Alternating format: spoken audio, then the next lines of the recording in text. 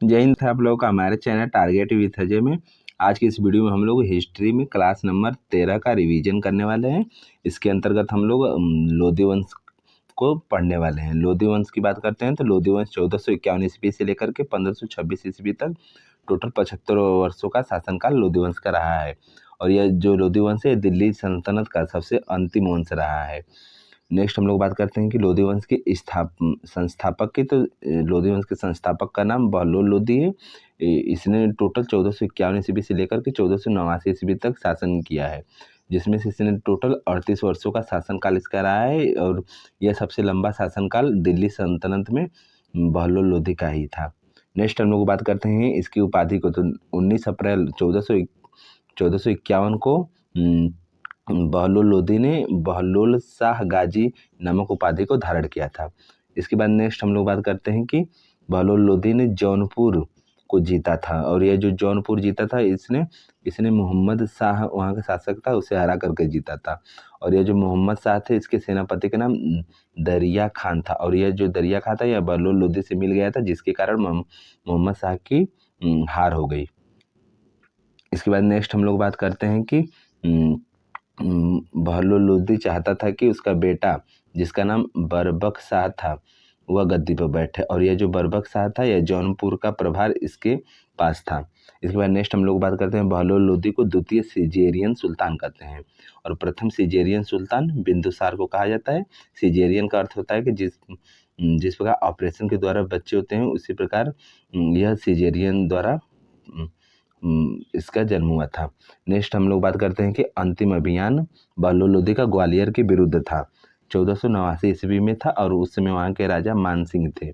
और वहाँ पे इन दोनों लोगों के बीच में संधि हो गई लगभग 80 लाख टंके में। इसके बाद ग्वालियर अभियान से यह बहलोल लोधी वापस आ रहा था, तो वापस आते वक्त 1489 ईस्वी में इसकी मृत्यु हो गई। और नेक्स्ट बात करते हैं इसकी बहलोल लोधी के मकबरे का। तो इसका मकबरा दिल्ली में स्थित है। नेक्स्ट इसके बाद शासक आया सिकंदर लोधी। यह जो सिकंदर लोधी था इसका अन्य नाम निजाम खान था। और नेक्स्ट बात करते हैं तो यह सिकंदर लोधी जो था यह बहलोल लोधी का तीसरा पुत्र था। और बहलोल लोधी के अन्य दो पुत्रों की बात करते हैं तो बहलोल लोधी का सबसे बड़े पुत्र का नाम बयाजीद खान था और इसकी मृत्यु हो गई। तो बयाजीद खान जो था इसके पुत्र का नाम आजम हुमायूं था। और बहलोल लोधी के दूसरे पुत्र का नाम बरबक शाह था, जिसे जौनपुर का क्षेत्र मिला हुआ था। और तीसरे नंबर पे सिकंदर लोधी था। यह जो है, लेकिन सिकंदर लोधी जैसे ही राजा बना इसने जो योग्य व्यक्ति थे उन लोगों को पद पर लाना शुरू कर दिया और जो अयोग्य थे उन लोगों को हटाना शुरू कर दिया। इसमें से सिकंदर लोधी के चाचा जिनका नाम आलम खान लोधी था, इन्हें रोपड़ी छोड़कर गुजरात भागना पड़ा। और सिकंदर लोधी के भतीजे का नाम आजम हुमायूं था। इसे कल्पी का शासक था, इससे उसे छीन लिया। और नेक्स्ट इसके बड़े भाई जो बरबक शाह था इससे जौनपुर को छीन लिया था। जो सिकंदर लोधी था यह गुलरुखी नामक शीर्षक से कविता लिखता था। और इसी सिकंदर लोधी के समय पर भारतीय संगीत पर पहला फारसी ग्रंथ जिसका नाम लज्जत ए सिकंदर शाही था लिखा गया, जिसके लिखने वाले नाजिम अहमद खान ने लिखा था।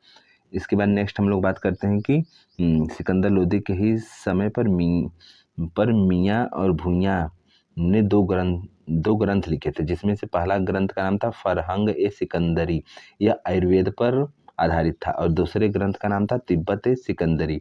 और इसके बाद नेक्स्ट हम लोग बात करते हैं गज नाप के लिए इसने गज सिकंदरी पैमाना को शुरू किया। और इसके बाद नेक्स्ट योग्य व्यक्तियों को आर्थिक सहायता देना भी सिकंदर लोधी ने प्रारंभ कर दिया। और यह जो सिकंदर लोधी था यह एक धर्मांध व्यक्ति था और इसने पीरों एवं संतों की मज़ारों पर जाने से रोक लगा दी। और गंगा यमुना स्नान पर भी इसने रोक लगा दी। नेक्स्ट हम लोग बात करें तो में जो ताजिया निकाला जाता है उसमें ताजिया निकालने पर भी बंद कर दिया।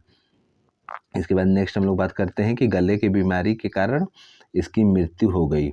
और इसके सिकंदर लोधी के मकबरे की बात करें तो इसके मकबरा लोधी गार्डन दिल्ली में है। इसका पहले नाम लेडी विलिंगटन पार्क था।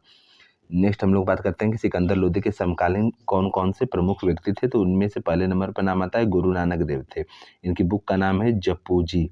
नेक्स्ट बात करते हैं कबीर दास थे, इनके इनके बुक का नाम है साखी सवद रामायणी, जिसका बीजक नाम से इनके शिष्य धर्मदास ने संकलन किया है। नेक्स्ट हम लोग बात करते हैं कि राणा संगा, ये तीनों लोग सिकंदर लोदी के समकालीन थे।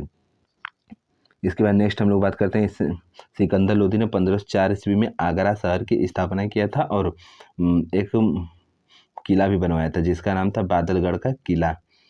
इसके बाद 1506 में आगरा को राजधानी भी बनाया था। नेक्स्ट इसके बाद अगला शासक इब्राहिम लोदी बना। इसका शासनकाल 1517 से लेकर के 1526 ईस्वी तक चला था।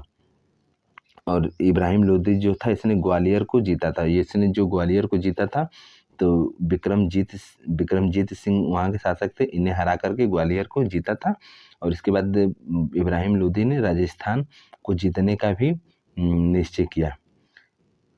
जो सिकंदर लोदी था इसके बड़े पुत्र का नाम इब्राहिम लोदी था, ये बड़ा पुत्र था, इसे दिल्ली का शासक बनाया गया था। और इसका छोटे पुत्र का नाम जलाल खान था, इसे जौनपुर का क्षेत्र दिया गया था।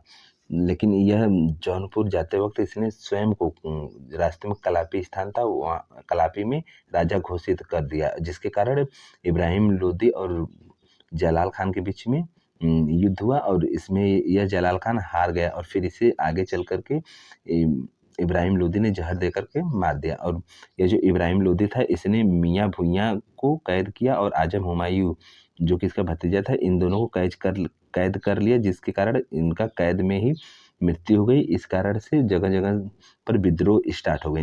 इसी बीच में बिहार का शासक बिहार में एक शासक था जिसका नाम बहार खान लोदी था, इसने खुद को स्वतंत्र शासक घोषित कर लिया। और इसके बाद नेक्स्ट हम लोग बात करते हैं कि इब्राहिम लोदी ने इस बहार खान लोदी को हराने के लिए पंजाब से दौलत खान लोदी को बुलाया था। और फिर ये जो दौलत खान लोदी था इसके चाचा का नाम आलम खान लोदी था। दौलत खान लोदी और आलम खान लोदी ने आपस में मिल करके एक संगठन बना लिए। फिर आगे चल करके इन्हीं लोगों ने बाबर को भारत में बुलाया था। और नेक्स्ट हम लोग यहाँ पर बात करते हैं कि यह राजस्थान जीतने के लिए इब्राहिम लोदी ने निश्चय किया। और इसी बीच में खतौनी का युद्ध हुआ 1518 से 1519 ईस्वी के बीच में हुआ था। इब्राहिम लोदी वर्ष राणा संगा के बीच में हुआ था। इसमें से राणा संगा जीत गए थे इस युद्ध को। फिर राणा संगा जीत गए थे इस युद्ध को तो यह शासन करने के योग्य हो गए थे, तो जिसके कारण जाकर के दौलत खान लोदी और आलम खान लोदी ने इन्हें राणा संगा को रोकने के लिए ही बाबर को 1526 ईस्वी में बुलाया था। तो जब बाबर भारत में आया तो पानीपत का प्रथम युद्ध 21 अप्रैल 1526 ईस्वी को इब्राहिम लोदी वर्ष से बाबर के बीच में लड़ा गया था और यह बाबर इसमें जीत गया था और इब्राहिम लोदी युद्ध भूमि में ही मारा गया था। और बात करें इब्राहिम लोदी के मकबरे का तो इब्राहिम लोदी का मकबरा पानीपत में है। और यह जो इब्राहिम लोदी था यह युद्ध में मारा गया था, जिससे यह प्रतीत होता है कि यह बहुत ही योद्धा शासक था जो कि अपने आखिरी सांस तक लड़ता रहा। आज के इस क्लास में इतना ही था। हम लोगों का लोदी वंश समाप्त हो चुका है। आप लोगों को वीडियो कैसा लगा कमेंट में ज़रूर बताइएगा। मिलते हैं नेक्स्ट वीडियो में। धन्यवाद।